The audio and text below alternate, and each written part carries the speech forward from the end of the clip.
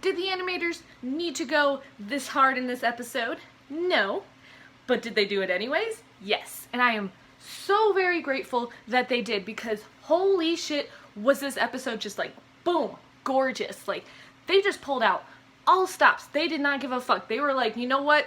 This episode, we're gonna just make mwah, gorgeous. And I'm just, oh, I'm so glad they did, because this episode was just way more fun visually to watch than just the rest of the episodes. And it came down to the animation and just the scenery in general. It just looked so good and just so well animated, and I'm so glad that they did that. So glad that they just said, fuck it, we're gonna make this just absolutely gorgeous. So some bad news, well, maybe not bad news, it's more like spooky, scary news, you know. So you know how we had the show release a trailer for the second half of the show, so they showed like little tidbits and like what had happened in those last half of the season, and then they gave us some little spoilers to see what's gonna happen in the second half, you know. We've already seen all those little tidbits though in this episode and the last episode, so we got like what, 6 more episodes to go. So that's a little concerning that they just are, we're just all going in blind at this point. Like they don't want to show us anything that's gonna happen in these next 6 episodes. So, you know, I got a little spooked. I'm a little worried about what's gonna happen to our boys and Omega, you know. So it's like, yay! Can't wait to see what happens, because I'm spooked. I don't know what's gonna happen. But before I continue to rant, what is up, my dudes, and welcome back to my channel. If you're new here, what's up? I am One Creative Ginger, and in this house we have salty takes and emotional rants over fictional media, all while wearing the most amazing makeup you've ever seen in your entire life. And that's a fact. Except maybe not right now, because there's not a lot going on. So, does that sound like fun? Well, how about helping a bitch out by clicking that subscribe button? And if you find at least one of your brain cells enjoying at least a millisecond of this video, why not hit the like button too? So this episode takes place on Raxus, which is a separatist planet. I think that was like their go-to headquarters planet in the Clone Wars. So that's where they're going, because it's being taken over by the Empire, and we get to meet Senator Avi Singh. I think I'm pronouncing that right. And he has this whole speech where he's like, yeah, Empire's good, let's do that. But, you know, then he sees, you know, all his people being corralled into this like amphitheater thing, and it's a really cool shot, honestly. They haven't had a lot of those like aerial shots of like big groups yet, and so that was one of the really nice scenery things that they added in here. So they have that shot, and you get to see just a bunch of armed clone troopers around them, basically surrounding his people, and he realizes this is probably not what we should be doing, you know. And so then he quickly turns his speech to, you know, Empire good, to fuck that, this doesn't look good. And, you know, then he's arrested, obviously, because the Empire's like, well, we're not having any of that. So he gets arrested. But thankfully he has a droid that is able to escape, you know, when chaos ensues when they try to arrest him. So she's able to escape and contact Sid so she can send the Bad Batch to break Singh out of jail. Then we go back to Ord Mantell, and Sid tells them about this job, and so they decide to go, except Hunter tells Omega that she has to stay behind, and of course she's not happy because she thought she was part of the group, right? So obviously not happy about that at all. But obviously, since they had just gotten her back from being kidnapped by Cad Bane, obviously Hunter's like, yeah, we're not taking her to a Empire occupied planet in case, you know, the bounty hunters are around, because he wants her to lay low this whole time, so, you know, bounty hunters don't come after her, because I don't know if the Kaminoans are still sending bounty hunters after them or not. Yeah, I don't know. I guess they still think that bounty hunters are after Omega, so Hunter's like, yeah, lay low, you're not coming with us to an Empire occupied planet in case, you know, you get kidnapped again. We can't be doing this whole rescue mission and also worrying about you, you know? So that makes sense, obviously, even though she can clearly take care of herself. I mean, we saw in the last episode, she literally saved herself. The Bad Batch just came in to pick her up. That's all they did. So it was like, she's obviously fine, but I understand why Hunter was worried and was like, you're staying here so we don't have to worry about any of that. So it makes sense. So while the Bad Batch is flying to Raxus, Echo's just straight bitching about how they're helping a separatist, which, you know, makes sense, because who captured Echo and turned him into a cyborg and used his brain to, like, you know, fuck with the Republic? The separatists. So obviously Echo's probably not too thrilled to be helping a separatist dude, because he doesn't know shit about this guy. I mean, honestly, we don't know shit about him either. I've never seen this guy before, so, you know. It makes sense that he would just be bitching constantly, and Tech being like, yeah, we know you don't like this, was really funny. Tech and Echo have the best banter, and I love that that's been a thing in this show, so very nice. I enjoyed that. So, you know, they land, they find the droid that had contacted them in order to save Sing, and so they follow her, and this whole time, this is actually interesting because you see this multiple times, but just with different characters, but Wrecker tends to do this thing where he will back people up when they're being difficult. Like in this case, Wrecker backs up Echo when he's concerned about this whole thing being a trap and we shouldn't be helping a separatist, that whole thing, and Wrecker just randomly backs him up. Like, he had no indication of being like, oh yeah, this is weird before, but like, yeah, once they were on the planet, Wrecker was kind of like, yeah, you know what, this is kind of weird, you know? And he backed up Echo. And he does the same thing with both Crosshair and Omega a little bit. But yeah, back in their little Bad Batch episodes in the Clone Wars, whenever Crosshair was being a little shit, Wrecker was the one to back him up, because whenever someone got aggressive towards Crosshair, Wrecker was the one to choke a bitch out, you know? So he does that multiple times, and he actually does that with Omega as well when they're in the mess hall and she's like standing up for them and herself, and he just throws plates at random regs, and it's just, oh, it's so fun. Yeah, I enjoy his whole like need to be part of the chaos. It's really fun. I really like that, and I'm glad that they kept that. So anyways, they're able to go find Sing and save him right before he almost gets fucked up by this like spooky looking droid, which I'm assuming, I don't know, I can't remember if we've like seen it. We probably have seen it in the Clone Wars, at least in Star Wars in general, but it's, you know, like creepy looking bitch that, you know, looks like it was going to painfully rip out the information they needed from Sing's head.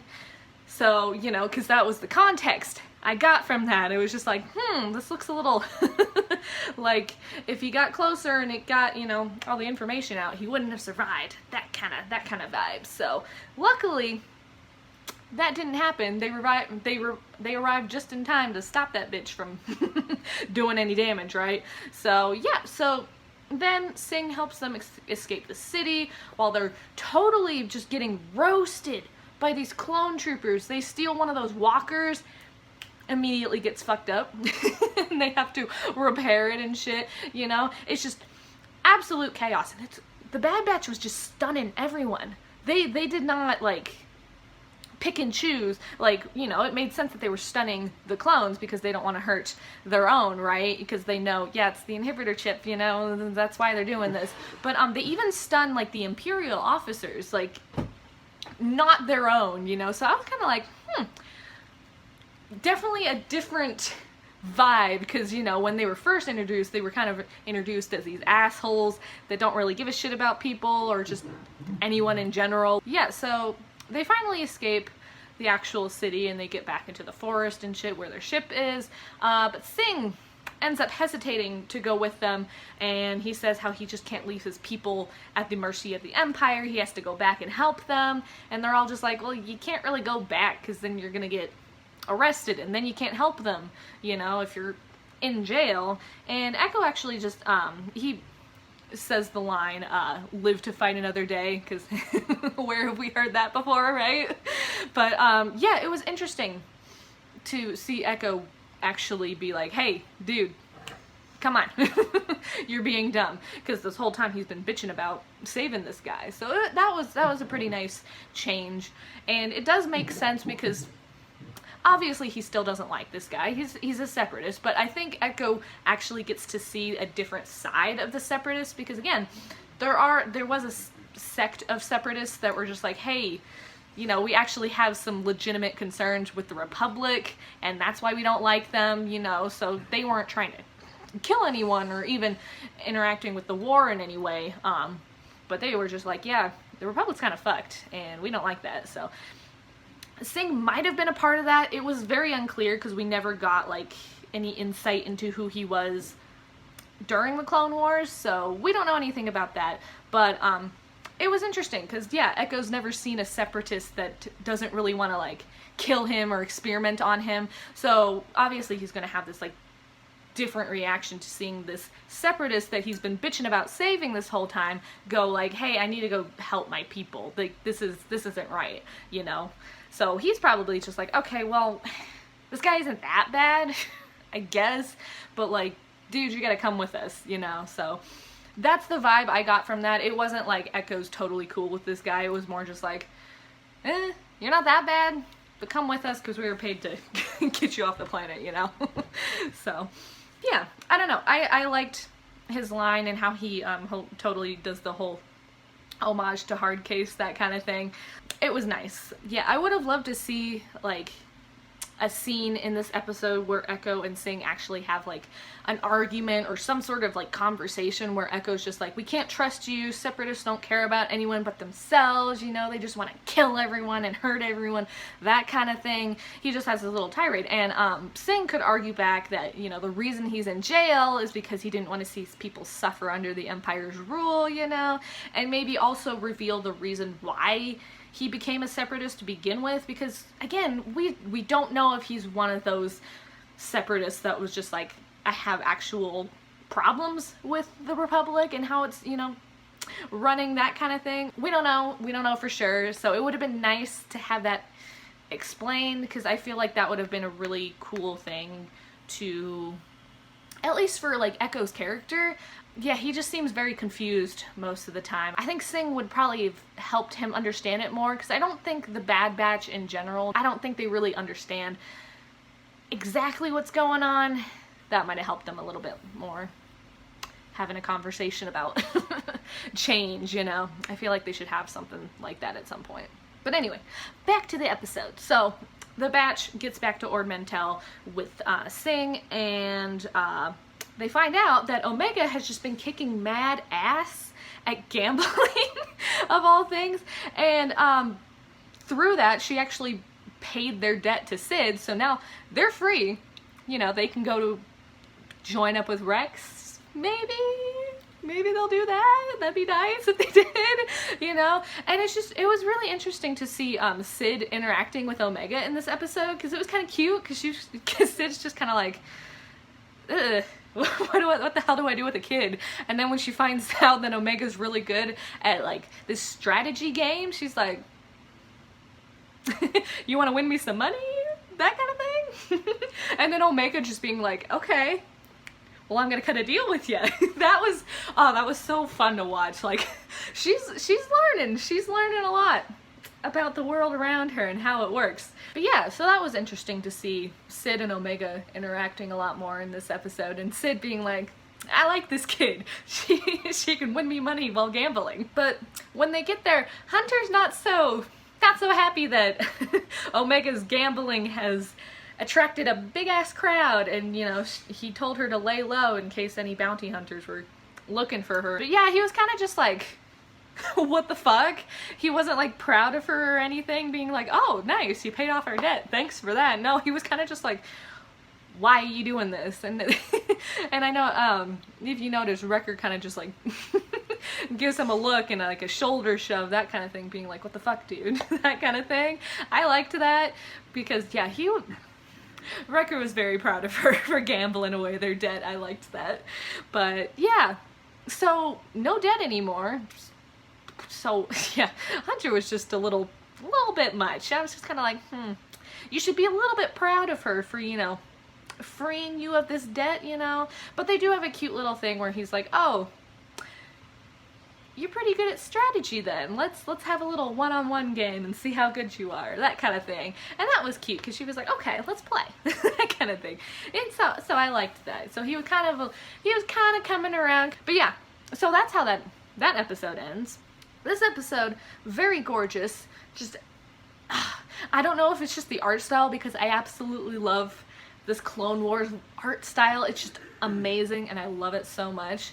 But yeah, they just went so hard with just the scenery, and the fight scenes were just so much more fun to watch. I don't know what it is, but it was just more entertaining. It just caught your eye a lot more, where you're just like looking at it to see what's gonna happen next, that kind of thing. It was just it was more interesting, you know?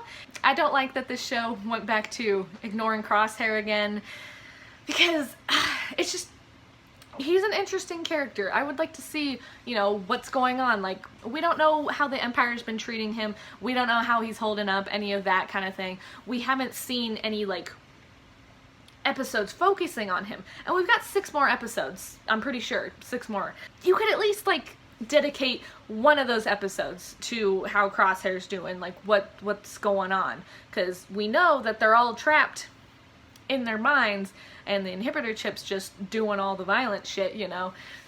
So it would be nice to see how he's holding up, because he has cracked before. You know how he never misses a shot, but he does when he's under the inhibitor chip's control? Yeah. That's why I think he's fighting that chip, because he misses shots all the time, which, yeah, I don't know if I think the Empire should be taking a little bit of a notice to that, because they're just like, yeah, we got a sharpshooter that never misses, and now he's missing for some reason, you know? And he's failed to kill the Bad Batch twice now. So you think the Empire would have been like, okay, fine, you can fail that one time, but the second time though, I don't know. I don't think they'd be as lenient. I don't think they would accept that failure again, especially because I'm assuming he's coming back to Kamino now, because like, he doesn't know where the Bad Batch went. Obviously he's not chasing after them, because then we would have seen that in this episode. I think he's gonna go back to Kamino, and they're gonna see the state he's in and being like, okay, this guy isn't worth it, because again, Empire doesn't like clones, and we see when he's talking to Rampart in the 8th episode, how Rampart's just kind of like dismissing him. He's very annoyed with Crosshair, and I'd like to think that it's because he's a clone and Rampart doesn't want to deal with clones right now, that kind of thing. So he just doesn't really respect Crosshair in that scene. So you really think they're gonna like go out of their way to help him heal when he comes back all fucked up like that, and he's a clone and all that kind of thing. Clones are or the whole thing with clones being replaceable, that kind of thing. I don't know. I think the Empire's gonna dump him soon, which, yeah. Yeah, I don't know. It just doesn't seem like they want to keep clones around. So yeah, if Crosshair comes back and he's all fucked up and they see that, they're gonna be like, throw this clone away, let's get a new one, that kind of thing, you know? But yeah, I don't know. I don't know if his eyesight will help save him or not, so yeah, I don't know. I'm just worried about this guy. Because he's literally had very little screen time. We have no idea what's going on with him and the Empire. We don't know how he's being treated or anything like that. And I'd like to think that they're still trying to amplify the chip, because he's always fighting it, and so, you know, that might have some repercussions later on if they ever remove his goddamn chip, which they better. But yeah, I'm just worried about him. I want to see him. But yeah, so that's all I have to say about episode 10 of The Bad Batch. If you guys have any predictions, thoughts, and or feelings about this show, share all that good shit in the comments down below. So thank you guys so much for watching and getting to the end of my video. If you would like to support me, I sell all kinds of art on these 4 sites right here if y'all are interested in buying. If you would like to follow me on other social media, I have an Instagram, a Twitter, and a Tumblr if you'd like to stay up to date on my shenanigans. So if you like this video, why not hit that thumbs up button, hit that subscribe button, and give that bell a ring if you'd like to see more of my face every Wednesday when I post a new video. And don't forget to stay sparkly, my dudes.